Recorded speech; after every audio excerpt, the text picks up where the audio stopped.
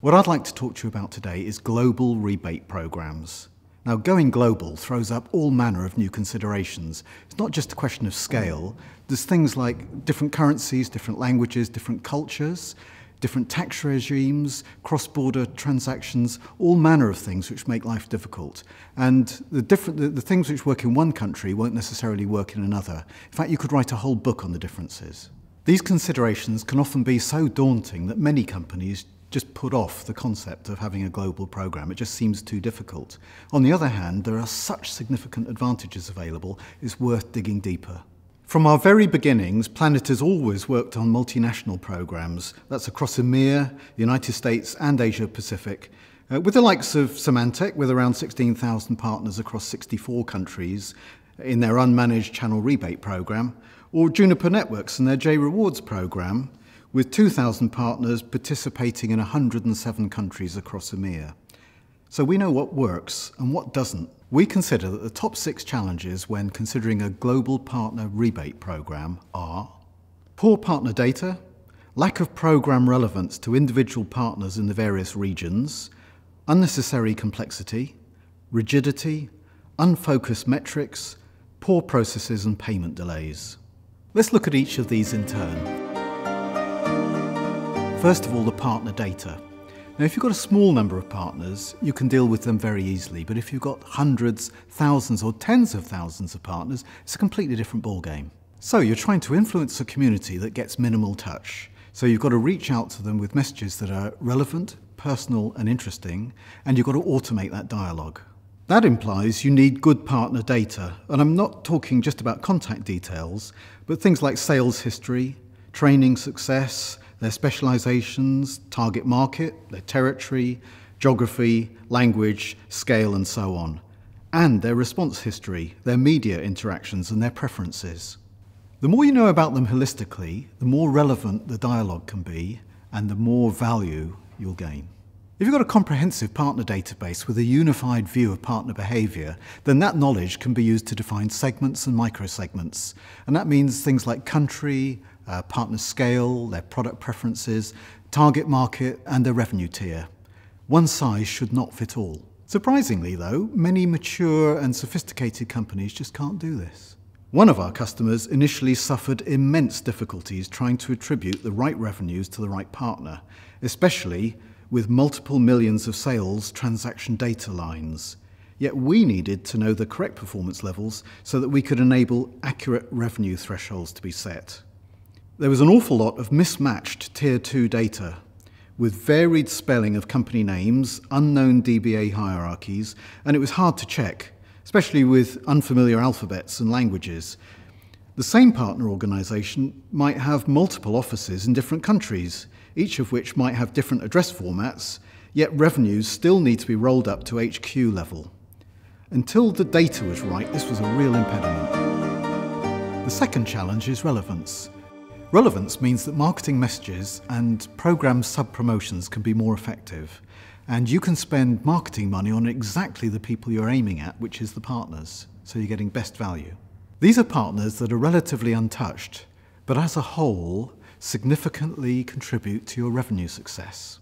All their responses and interactions need to be recorded in closed-loop processes so that their value and relevance can be optimized. Spend less, get more. The real importance of relevance is matching the program to the capabilities of the individual partner. And this is where local adaptation is key, especially in a multi-tier model.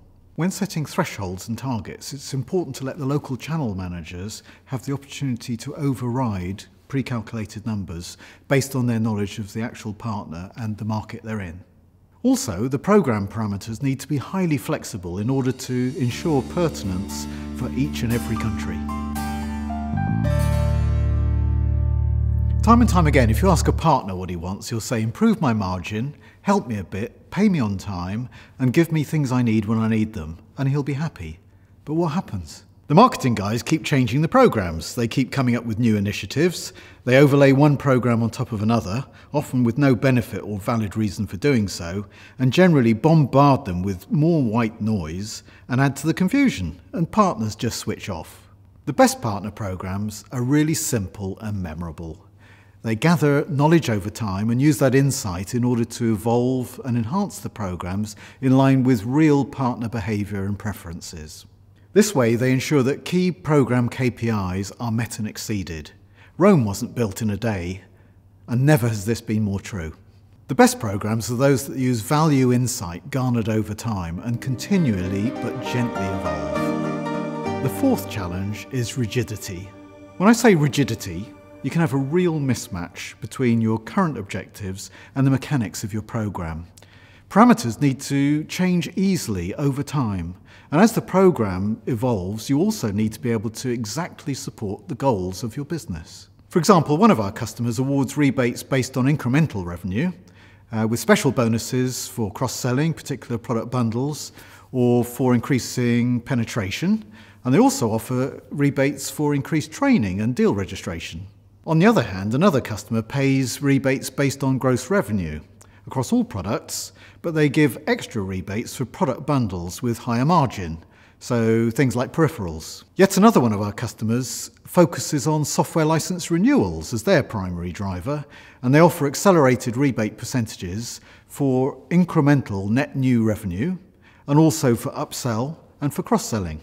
You'll also need to have flexibility to have different rules for different circumstances and different sectors.